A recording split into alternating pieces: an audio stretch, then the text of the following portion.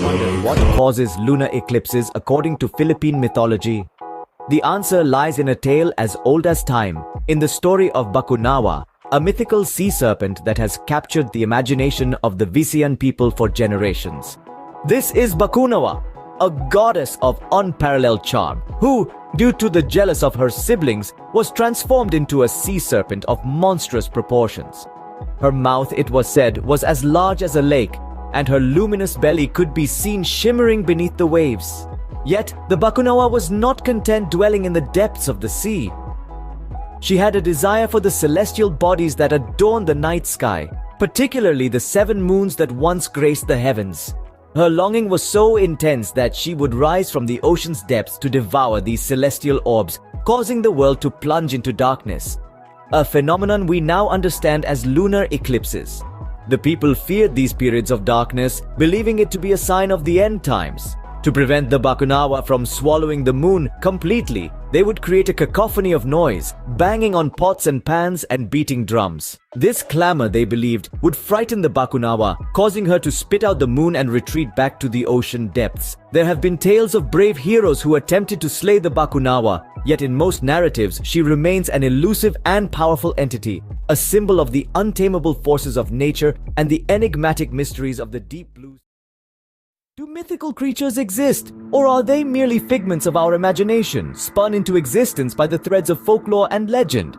The Kelpi. Once upon a time, in the misty highlands of Scotland, lived a creature of water and shadow. This creature was known as the Kelpi, a shape-shifting water horse that dwelled in lochs and rivers. The Kelpi was no ordinary creature. It held a sinister secret, a dark allure that spelled doom for the unwary. Imagine a scene by the water's edge. A horse, beautiful and majestic, stands alone, seemingly abandoned. An unsuspecting passerby, attracted by its beauty, attempts to mount it. But in a cruel twist, they find themselves trapped, unable to detach from the creature. The Kelpi, revealing its true nature, drags the hapless victim beneath the water's surface, never to be seen again. In other instances, the Kelpi presents itself as a seductive individual, charming its prey before leading them to a watery grave. Sometimes, it's the friendly horse offering a seemingly innocent ride, only to dive into the depths, dragging the rider along to meet a chilling end. Among the many tales of Kelpies, one stands out. It tells of a black Kelpie named Ich Uiska, Gaelic for water horse. This creature, known for its malevolence and cunning, was said to inhabit the depths of Loch Ness. Today, we journey into the Caribbean, to the Bahamas, where we explore the folklore of a mythical sea monster known as the Lusa. Born from the maritime traditions of the region, the Lusa is a creature that combines the ferocity of a shark with the sinuous form of an octopus. The name Lusa echoes the roots of the indigenous Lucayan people and the Portuguese word for hole, a nod to the creature's purported dwelling in the deep underwater caves common in the Bahamas. The Lusa is not your everyday sea monster. Its upper body resembles a shark, the undisputed predator of the sea, while its lower half is akin to the tentacles of an octopus, adding an extra layer of fear and intrigue. Some versions of the lore even suggest the Lusa possesses multiple tentacles, creating a terrifying image of a creature that's not to be trifled with. The legend paints the Lusa as a siren of the sea, using its captivating appearance to draw in unsuspecting swimmers and fishermen.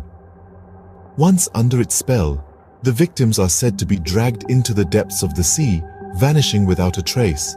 This folklore serves as a stark warning to those who venture near the blue holes and underwater caves, the supposed abode of the Lusa. While the existence of the Lusa remains in the realm of the mythical, the folklore surrounding it speaks volumes of the significance of the sea in Caribbean culture. In the beginning, when the cosmos was still young, a fierce battle raged between God and chaos, sending out a shockwave that brought forth 3 colossal beasts. The first to emerge was the Leviathan, a creature of such magnitude it was said to represent the chaotic waters that no mortal could tame. The behemoth and the Ziz followed, each embodying a different realm. Yet the Leviathan did not initially dwell upon the earth. Instead, it resided in the deepest depths of the primordial waters. There it thrashed and roared, expressing its discontent at being controlled under by God. Its fury was so great that it threatened to flood the earth and devour the moon and stars. But each time, God defeats the Leviathan's attempts, maintaining the balance of the universe. Some say the Leviathan feel jealous for God's dominion over the heavens, desiring a realm of its own to rule. Sensing this, God offered the Leviathan the earth's oceans, a vast domain equal in value to the heavens. To God, earth was his greatest prize, and he bestowed it upon his greatest creation, humanity. But he also shared its oceans with the Leviathan, calming the beast's discontent.